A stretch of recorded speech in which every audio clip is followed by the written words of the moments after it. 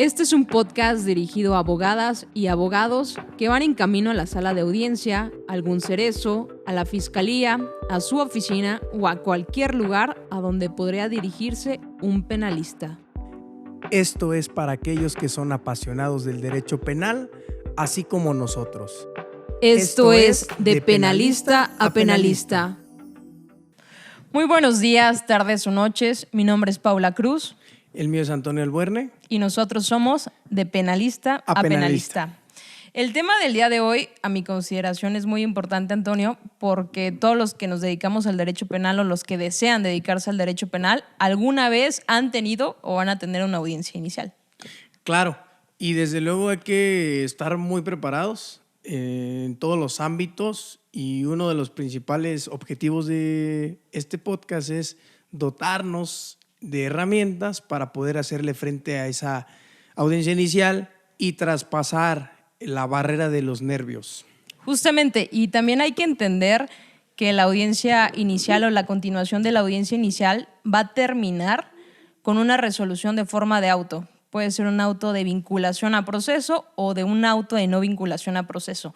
Y antes de la emisión de este fallo, de este auto de vinculación o no vinculación, pues viene un tema primordial que vamos a tratar, y se trata de algo que se estudió en la contradicción de tesis 190-2019, resuelta por la primera sala de la Suprema Corte de Justicia de la Nación. Sí, registro digital 29504. Básicamente el tema central podría ser si se puede reclasificar o se puede llevar a cabo una reclasificación jurídica en perjuicio o en beneficio de la persona imputada. Por parte del juez de control. Así es. Entonces, una vez entendiendo esto, me gustaría responder la pregunta de manera anticipada para que se queden aquí y vamos a explicar por qué sí. Claro, con la conclusión, y posteriormente nos vamos al tema de estudiarlo y también pues presentárselos puntualmente. Claro, ¿se puede reclasificar? Sí se puede reclasificar en todos los elementos de la clasificación jurídica, siempre y cuando no se varíen los hechos, materia de la imputación, pero bueno, lo vamos a desarrollar de la manera más clara posible. Justamente, y acabas de tocar un tema o un concepto fenomenal y que mucho se establece acá en esta contradicción de tesis, y es la clasificación jurídica. Entonces, el 141 del Código Nacional de Procedimientos Penales nos establece qué es lo que contiene la clasificación jurídica. Y en primer lugar es el tipo penal, el grado de ejecución, la forma de intervención, posteriormente la naturaleza culposa o dolosa de la conducta, y este mismo numeral nos dice que se puede modificar. Es lo importante aquí. Así es. De hecho, será importante poder entender cada uno de estos conceptos para podernos, de cierta manera, darnos una idea respecto de la clasificación jurídica. ¿A qué nos referimos cuando hablamos de esa, primero, clasificación que se dota a través de la agente del Ministerio Público? Se hace referencia a ese mismo artículo 141. Existen formas de conducción del proceso penal respecto de la persona que va a ser imputada. Están esas tres fracciones.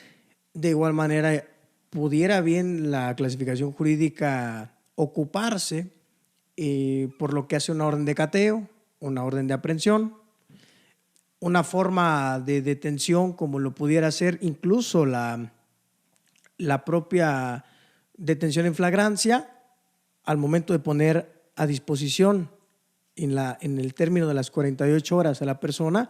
Va a haber una clasificación jurídica preliminar. Concluimos que la clasificación jurídica es el inicio de este proceso penal, es para mí la piedra angular sobre la cual se va a fijar esa litis. Y bueno, tanto para el asesor, tanto para el defensor, para el Ministerio Público, poder cumplir con estas especificaciones de manera técnica y correcta va a ser muy importante durante el proceso penal. Sí, Antonio. Y hay que entender brevemente el artículo 211 de nuestra ley adjetiva en la materia, que nos establece las etapas procesales. La primera, como bien todas y todas ya saben, es la investigación, que puede ser inicial y complementaria. La investigación se inicia con la presentación de una denuncia o de una querella. Una vez que nosotros presentamos una denuncia o una querella por regla general, nosotros vamos a establecer hechos circunstanciados, qué fue lo que pasó y qué es lo que yo le estoy haciendo de conocimiento a la gente del Ministerio Público. Posteriormente da inicio a la carpeta de investigación y a la actividad y la facultad que tiene la gente del Ministerio Público para realizar una investigación. A través de esta investigación se va a llegar de todos estos registros que van a estar incorporados en la carpeta de investigación, los antecedentes de investigación, y una vez que considere que ya tiene elementos suficientes para conducir al imputado a una audiencia inicial y hacerle de su conocimiento los hechos que en su contra se investigan, se establece ahí también una clasificación jurídica. Por regla general, nosotros como imputados, bueno, como un ejemplo, esperemos que no, tocamos madera, sin embargo, hacemos este ejercicio de personalizarlo. Por ejemplo, nosotros como imputados, por regla general, vamos a comparecer a una audiencia inicial por medio de un citatorio. Si no cumplimos con el citatorio, una orden de comparecencia y una orden de aprehensión. Pero, por ejemplo, en materia de solicitud de orden de aprehensión, tenemos aquí la primera oportunidad que tiene el juez de poder modificar la clasificación jurídica que hace la gente del Ministerio Público. Claro. Por ejemplo, el Ministerio Público solicita la audiencia para, desde luego, buscar que se le autorice se libre la orden de aprehensión, se obsequie, porque luego se enojan que dicen que se obsequie, pero yo creo que sí, a veces sí se obsequia. Por regla general. Se libra la orden de aprehensión, el Ministerio Público impone o propone una clasificación jurídica y, como dices, puede que la otorgue y diga, ¿sabes qué? De esos hechos que la ley señala como delito, creo que tiene una entidad diferente o se subsume a otra clasificación diversa y probablemente me estás solicitando una orden de aprehensión por tentativa de feminicidio y no te la voy a otorgar por lesiones que ponen en peligro la vida, por ejemplo. Claro, así es. Y la segunda oportunidad que se tiene acá de modificar la clasificación jurídica está prevista en el numeral 145, donde nos dice que se puede ejecutar o cancelar una orden de aprehensión y en su caso nos vamos a enfocar en la vertiente de que la gente del Ministerio Público, una vez realizando su investigación y ya que el juez le concedió su orden de aprehensión, se da cuenta que la clasificación jurídica del hecho es distinto. Entonces, el Ministerio Público, puede acudir al juez de control y solicitar que se haga esta modificación jurídica de lo fáctico. Claro, realmente esta clasificación jurídica al momento de proponerse debe ser de manera quirúrgica, debe ser técnica y desde luego que se debe conocer de teoría del delito para poder diferenciar. Por ejemplo, obviamente no nos queremos extender, pero cuando se consuma una conducta de manera instantánea, cuando es permanente o continua, o cuando hablamos de una conducta que se consuma de manera continuada, ¿no? Este tipo de conceptos los tiene que diferenciar el agente del Ministerio Público de acuerdo, como dices tú, a ese cuadro fáctico que ya está propuesto de entrada. Así es. Y una vez habiendo estudiado brevemente en este video, en este podcast, las formas de conducción del imputado a la audiencia inicial, porque hablamos de solicitud de orden de aprehensión, de citatorio, que es el primer momento en donde la gente del Ministerio Público tiene que hacer esta clasificación jurídica preliminar, lo que viene es la audiencia inicial. Y es un ejercicio en donde la gente del Ministerio Público le hace de su conocimiento al imputado, en primer término, los hechos. Y esto es bien importante porque muchos piensan que la audiencia más técnica o las audiencias más técnicas son la intermedia y juicio.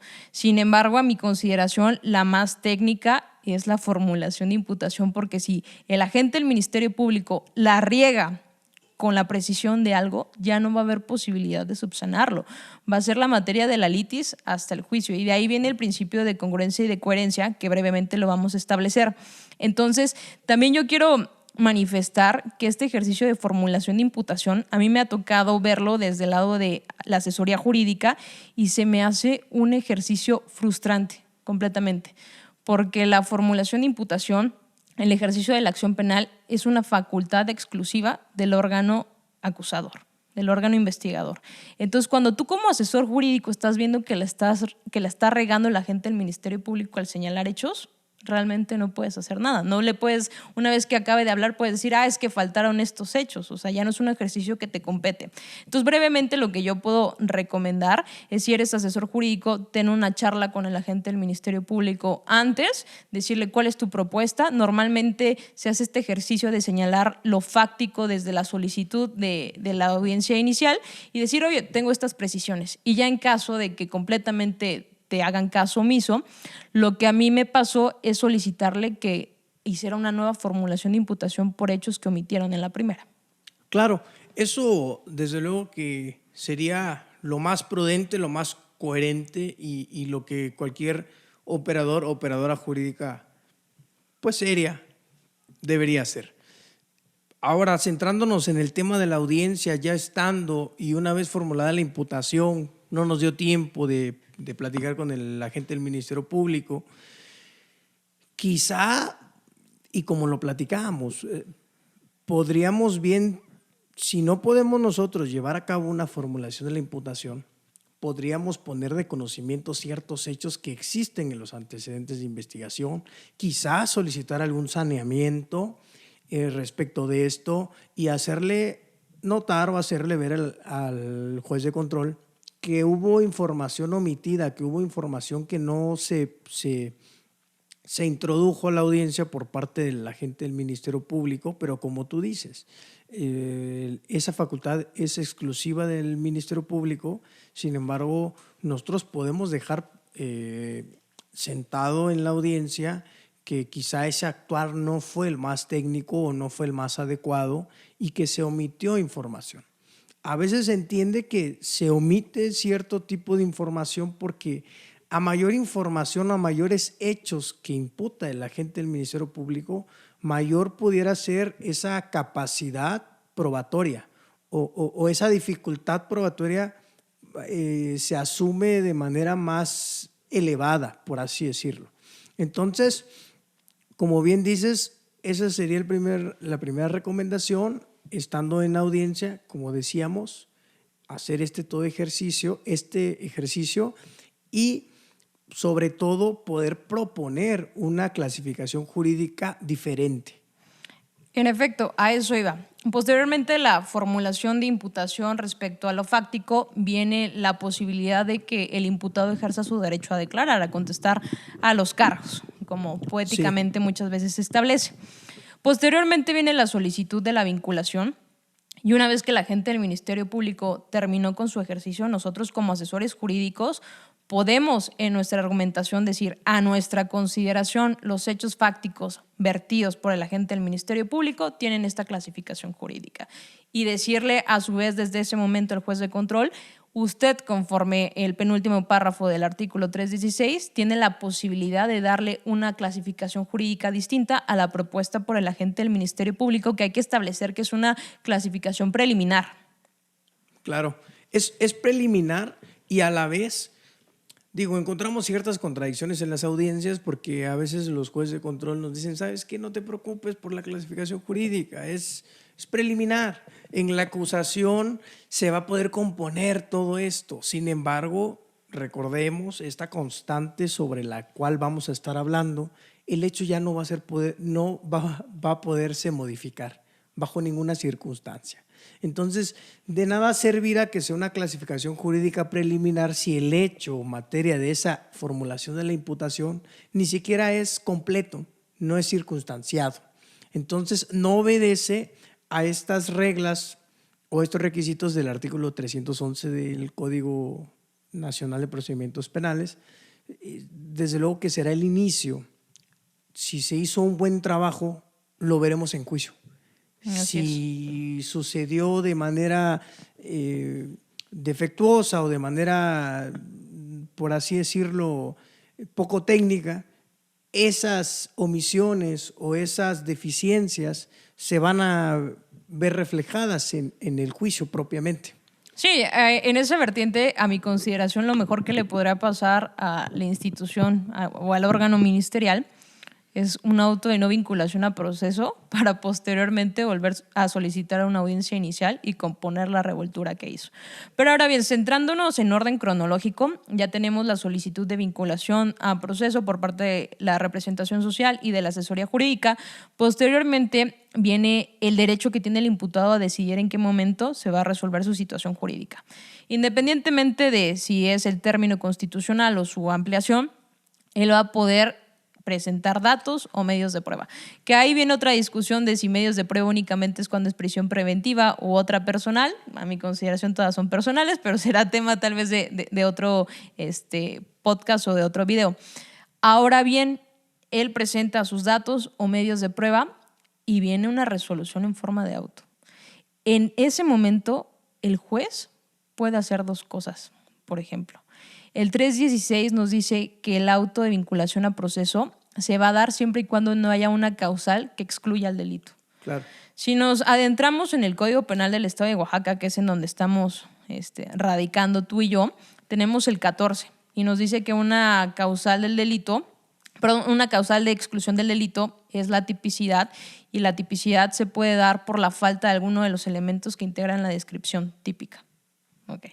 Y posteriormente ese mismo 316 le establece al juzgador la facultad y la potestad que tiene de realizar una modificación a la clasificación jurídica. Entonces, una de dos.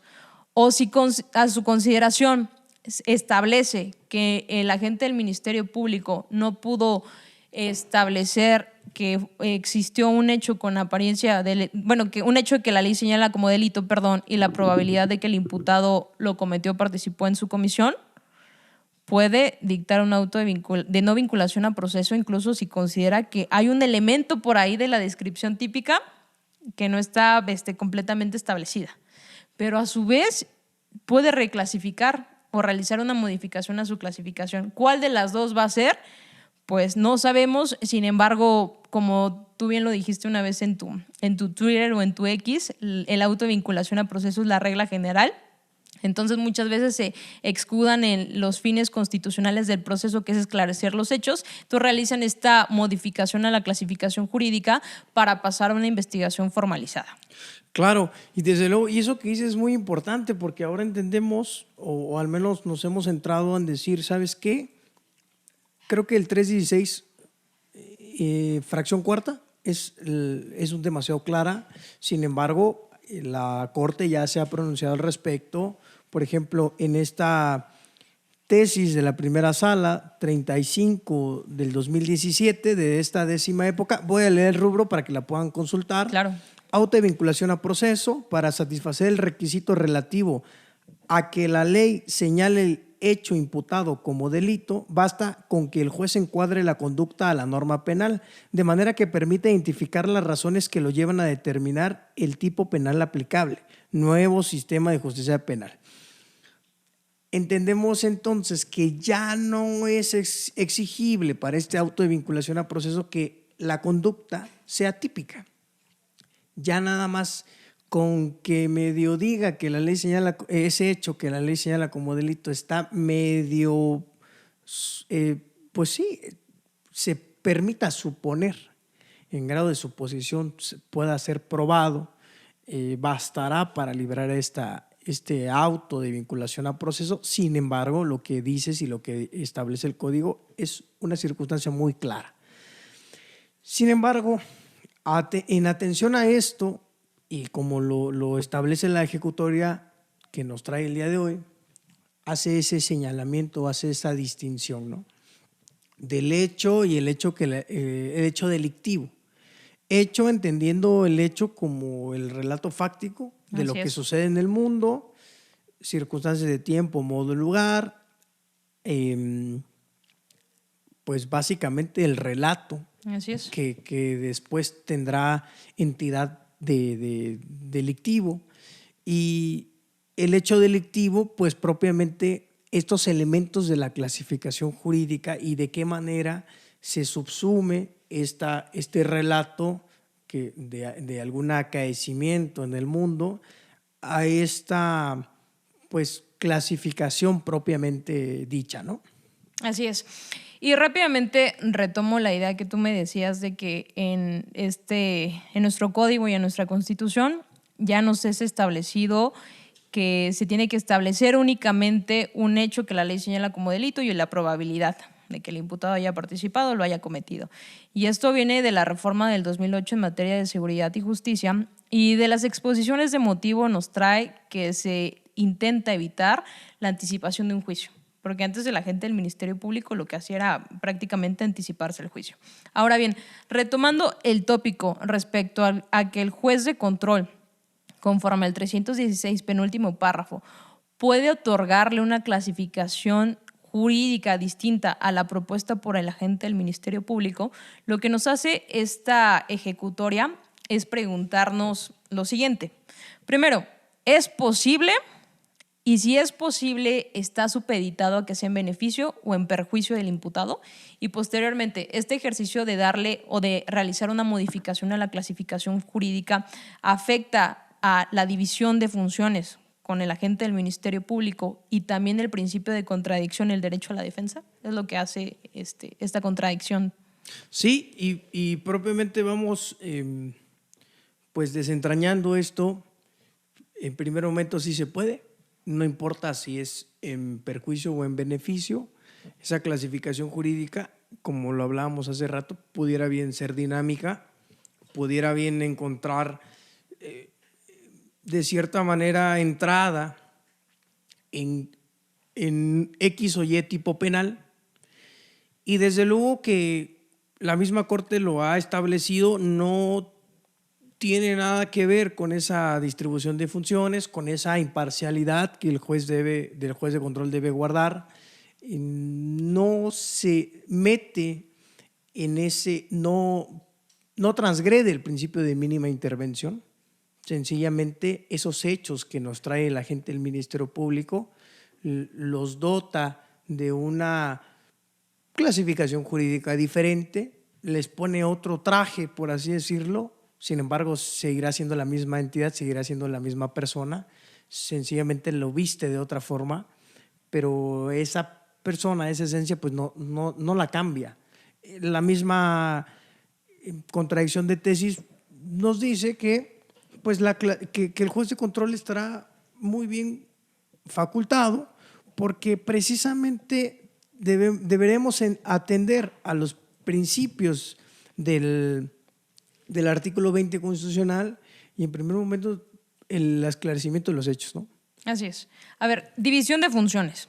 Constitucionalmente, conforme al numeral 21, el agente del Ministerio Público es el encargado y el único facultado de realizar y conducir la investigación y de ejercer la acción penal. Para ejercer la acción penal tenemos que realizar una interpretación integral o armónica, como nuestros jueces nos dicen, en el numeral 211 y 335. El primer momento para ejercer la acción penal es solicitar la cita para la audiencia inicial, una orden de aprehensión o las demás formas de conducirlo. Y la otra posibilidad, conforme al 335, es en el momento en que acusa el agente del Ministerio Público. Punto. Ahí está la división de funciones, que es representativa en este sistema acusatorio. El sistema acusatorio se traslada, o se traduce, mejor dicho, en que una división de funciones. El juez únicamente juzga, pero también es el último garante.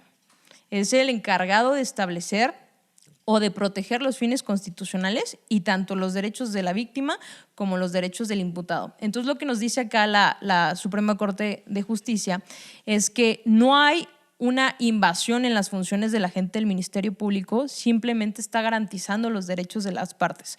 Porque quedarse con la clasificación jurídica del agente del Ministerio Público cuando es errónea dejaría completamente indefensa, por así decirlo, a la víctima, y además estaría opacando los fines constitucionales del proceso, que en primero, esclarecer los hechos, proteger al inocente, y acá viene también la parte interesante, que el culpable no quede impune, y la reparación del daño de forma integral.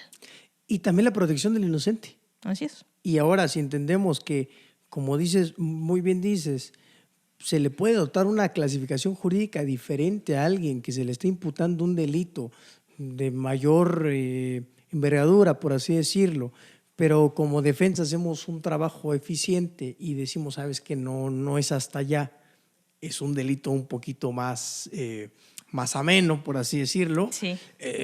El mismo defensor controla ese trabajo y propone y a su vez decidimos qué es lo técnicamente y lo jurídicamente correcto para cada situación.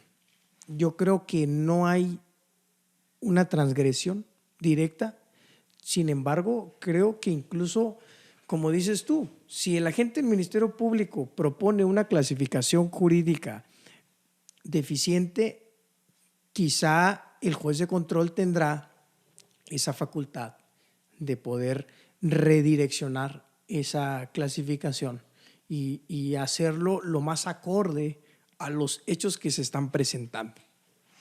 Así es, y esta ejecutoria también nos establece que esta modificación a la clasificación jurídica que va a realizar el juez de control no vulnera ni el principio de contradicción ni el derecho de defensa. ¿Por qué? Porque una vez que se realice esta modificación de la clasificación, el imputado estuvo presente cuando se le formuló imputación en este ejercicio, donde se le hizo de su conocimiento los hechos. También la clasificación jurídica preliminar se le dio el derecho, bueno, no se le dio el derecho, se le dio la posibilidad de ejercer ese derecho, porque ese derecho ya es constitucionalmente establecido, que es a rendir su declaración, sí, posteriormente a defenderse a través de la presentación de datos o medios de prueba. Entonces, lo que nos dice, en ningún momento se va a vulnerar el derecho a la defensa porque se supone que ya tiene intervención. Obviamente, para entrar a una audiencia tiene que estar asistido de un defensor que, además de ser técnico, tiene que realizar una defensa material adecuada, que es garantizar los intereses y los derechos del imputado. Entonces, lo que nos dice es esto. Él estuvo presente en todo momento, tuvo la oportunidad de defenderse conforme a lo fáctico, conforme a los hechos que estableció el agente del Ministerio Público. Entonces, de nada va a afectar que el juez de control realice una modificación en la clasificación jurídica. Sin embargo, sí puede ser un poco perjudicial, porque ¿qué pasa si es en perjuicio? Y la nueva clasificación jurídica nos establece un tipo que excede la media aritmética para poder acceder, por ejemplo, a una suspensión condicional del proceso. Cuando la suspensión se podría incluso solicitar una vez dictado el auto de vinculación, en ese mismo momento, en la misma audiencia, te la puedo pedir. Que obviamente está el tema de que pues, no se tienen los datos de pruebas suficientes para poder establecer una reparación integral del daño, pero la posibilidad ahí está. Claro. Desde luego, incluso, como dices, respecto a la clasificación jurídica, si la conducta es dolosa o culposa, no es lo mismo un homicidio doloso o un homicidio culposo. Una reparación. Exactamente. Un acuerdo reparatorio. Exactamente. Puedes acudir al acuerdo reparatorio, incluso la medida cautelar, si seguimos atendiendo, ¿no?, a esta disposición de la prisión preventiva oficiosa, pues cambiará. Es decir, esta clasificación jurídica es una línea muy delgada. Si nos paramos de un lado, del lado blanco, del lado negro, la defensa, el negro claramente. Ajá. Podemos encontrar tanto perjuicios como beneficios, ¿no? Pero creo que es desde cierta manera y objetivamente hablando, pues será sano que la clasificación jurídica pues sea la más objetiva posible, porque así como uno a veces pide que se atienda a una clasificación jurídica distinta, cuando en realidad así es y es concedida, pues desde luego que obtienes resultados justos, sí, para lo que sucedió, y viceversa la víctima o su asesor jurídico. Entonces, siempre y cuando no variemos esos hechos por los cuales imputamos, considero, y digo, de nada sirve lo que digamos nosotros, y ya lo dijo nuestra corte. Así es. No va a pasar nada si clasificamos de una manera diferente. Ahora, me gustaría que pudiéramos platicar respecto de el principio de congruencia, sí, o inmutabilidad. Sí, así es.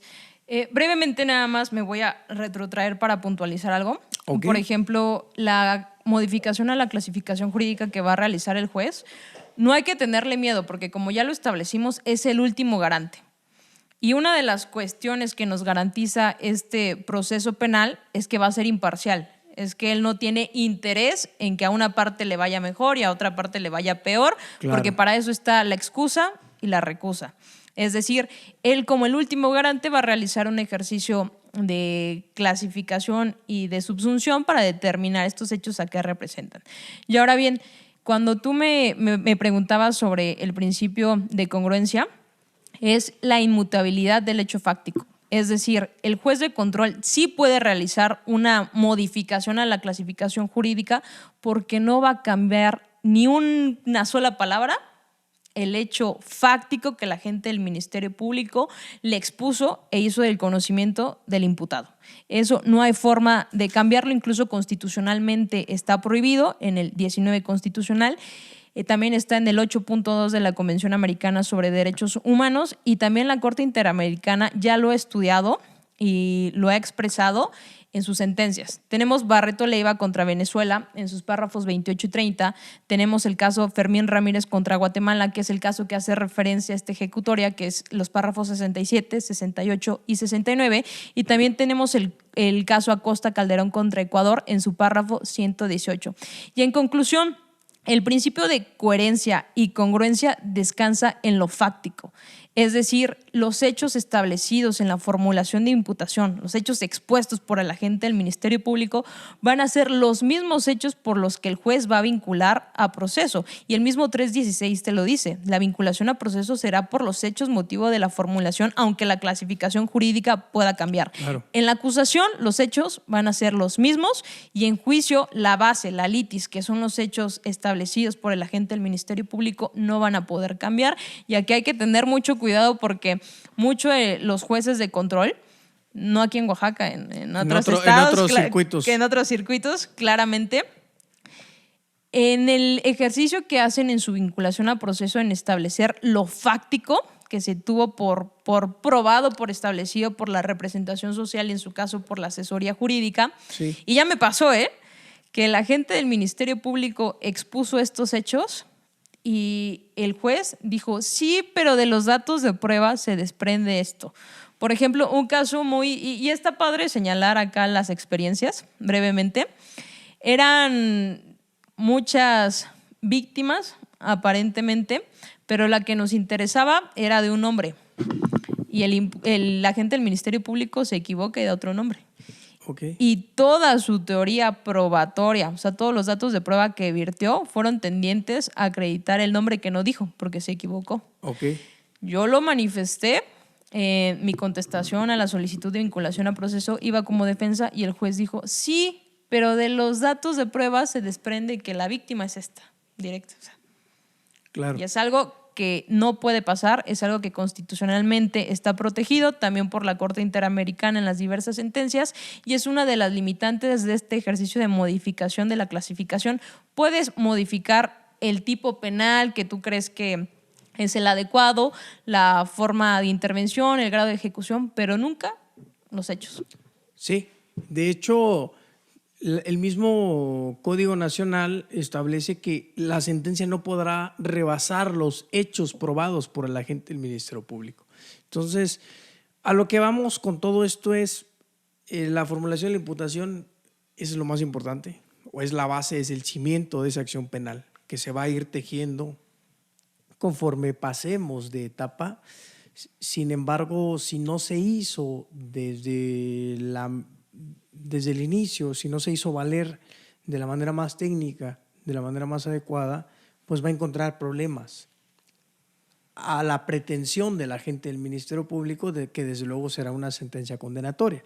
Lo que les acabo de mencionar está en el artículo 407 de nuestro código, por si lo gustan consultar. Y bueno, ya todas las sentencias que nos ha hecho relación Pau, creo que será de suma importancia consultarlas y poder enriquecer esto que hemos estado platicando, ¿no? Antes de cerrar, me gustaría dar otro consejo, porque creo que pueden aprender de lo que nos ha sucedido. Y es que tanto como asesores jurídicos como defensa hay que tener muchísima atención, hay que poner muchísima atención y tener el oído completamente abierto cuando el juez, al estar resolviendo la situación jurídica del imputado, esté estableciendo qué hechos se pudieron tener por acreditados. Porque muchas veces el juez no recesa. En ese momento resuelve y obviamente se le van a ir algunos datos, por ejemplo fechas, por ejemplo nombres, y va a realizar una modificación de lo fáctico, va a vulnerar el principio de congruencia y coherencia. Si no nos damos cuenta, el agente del Ministerio Público en su ejercicio de acusación va a copiar los hechos de la vinculación a proceso y ya vienen viciados, ya Claro. vienen mal. Y obviamente no nos va a servir. Posteriormente podamos incidentar tal vez una nulidad de acto procedimental o algo no tan violento con la finalidad de rectificar el error. Sin embargo, hay que tener el oído completamente abierto. Y ahora bien, para cerrar, rápidamente la Suprema Corte de Justicia de la Nación resolvió esto publicando 3 jurisprudencias. La primera es que la modificación y la reclasificación que va a hacer el juez de control de la clasificación preliminar propuesta por el agente del Ministerio Público no está supeditada a que sea en beneficio o en perjuicio, porque el 316 no te lo establece y no se puede exigir un requisito más allá de lo que legalmente está establecido. Posteriormente, esta modificación no va a vulnerar el principio de contradicción porque el imputado estuvo presente en todo momento y si no está de acuerdo con esta modificación que hace el juez, va a poder recurrir. Y por último, pues tampoco afecta a la distribución de funciones porque lo único que hace es modificar lo jurídico, pero lo fáctico queda intacto. Claro, desde luego, y recordar, por los mismos hechos por los cuales te formulan una imputación, serán los mismos por los cuales se va a pedir la vinculación a proceso, se te va a acusar en la etapa intermedia y desde luego se van a tener probados o no en juicio. Así es. Última apuntalamiento, de acuerdo a nuestro código, se puede también solicitar la reclasificación en los alegatos de apertura, de clausura. Iniciando el juicio, exactamente, y de clausura. Entonces, esto nos da, de cierta manera, mayor perspectiva, porque tanto asesor como defensor, como Ministerio Público, al tener ese hecho, le puede dar la entidad que mejor crea, la entidad jurídica, hablando como entidad, la clasificación. Entonces, no es para menos, es algo que desde luego tenemos, incluso yo creo que exigir de la gente del Ministerio Público en una audiencia como asesor o como defensor. Si somos defensores, pues que se nos formule la imputación de la manera más extensa, de la manera más clara, de la manera más sencilla. Solicitar precisiones y aclaraciones, claro. La manera más completa. Manuel Valadez, existe un libro que dice Teoría del Delito, juez, la verdad no recuerdo si aún está en funciones, pero dice, mientras más extensa o mientras más detallada sea esa formulación de la imputación, mayores problemas va a tener el agente del Ministerio Público. ¿Y sabes qué pasa? Que muchas veces no entienden en lo que que es la formulación de imputación porque dan antecedentes. Y antecedentes muy anteriores, o sea, sí. Y se encontraba no sé qué, pero ¿qué me estás imputando? Claro. ¿Qué hecho me vas a configurar como un delito, como un tipo penal? O sea, claro, ¿en qué? Claro. ¿Me vas a dar la oportunidad que yo me defienda? Dime de qué me tengo que defender. Sí, no me interesan los antecedentes, no me interesa lo que pasó un día antes. O sea, a mí dime en qué consistió mi conducta. Claro. Punto. Y también, brevemente, retomando lo que decías hace un momento, hay que entender que esta modificación de la clasificación jurídica no únicamente puede ser vista en una audiencia inicial. El agente del Ministerio Público en su acusación igual se encuentra obligado a que lo fáctico no puede modificarse, pero él puede modificar lo jurídico. La clasificación jurídica puede modificarla en la acusación y después en juicio en un alegato de apertura y de clausura, según el 398. O sea, hasta el momento en juicio puede ser modificada esa clasificación. Claro, y como defensa también juega de cierta manera a favor, porque si bien pudiéramos enfrentarnos a una sentencia condenatoria que pudiera ser inminente, pudiéramos trabajar en juicio sobre la clasificación jurídica.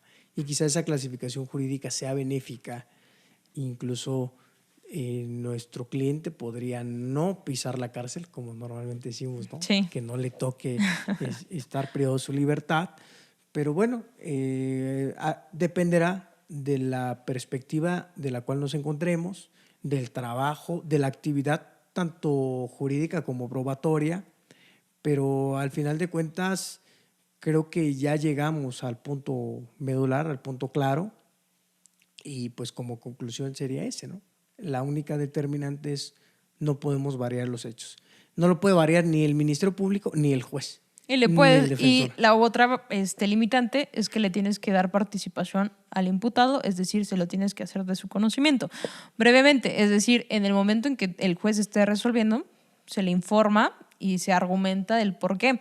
Porque también lo que toca acá es una sentencia en contra de Francia. Digo, ya íbamos a cerrar, nada más lo retomo, que nos establece también y nos estudia sobre todo esta modificación en la clasificación jurídica, pero lo que erró aquí es que esta modificación se hizo en una segunda instancia.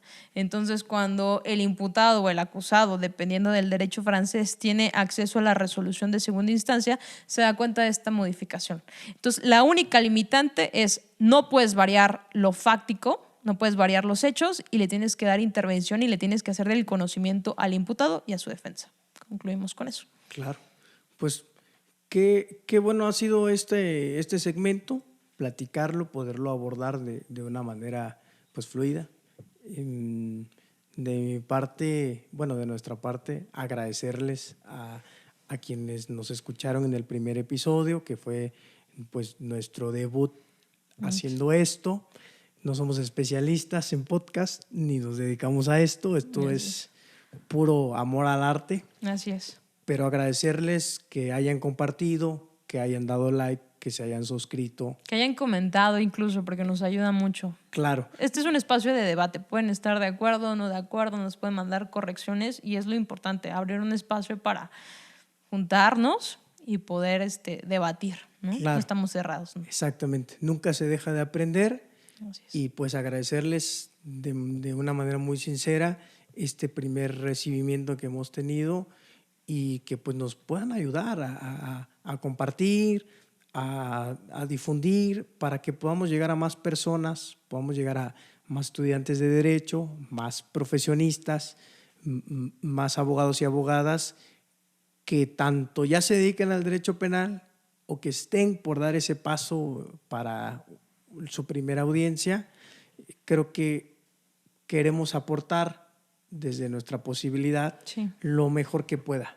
Así es, porque muchas veces hay tanto que estudiar, tanto que leer, que posiblemente no tenían conocimiento o sí leyeron esta contradicción, pero no tuvieron la posibilidad por, las cargas laborales y personales de poderla desglosar y estudiar, y pues es nuestra chamba y nuestro regalo para ellos, ¿no? Pues ojalá les sirva y les agradecemos mucho el apoyo y compartir, me gusta, retuitear. Lo que sea, y de igual manera, pues adelantarles, vamos a tener quizá en próximos capítulos alguna dinámica para que pues nos podamos integrar más, ¿no? Así es. Regalarles a lo mejor una taza de estas que tenemos. Pero pues creo que ya no hay nada más que hablar. Pues nos despedimos. Reitero, soy Paula Cruz. Yo, Antonio Albuerne. Y esto es De Penalista a Penalista. Nos vemos o nos escuchamos en la próxima.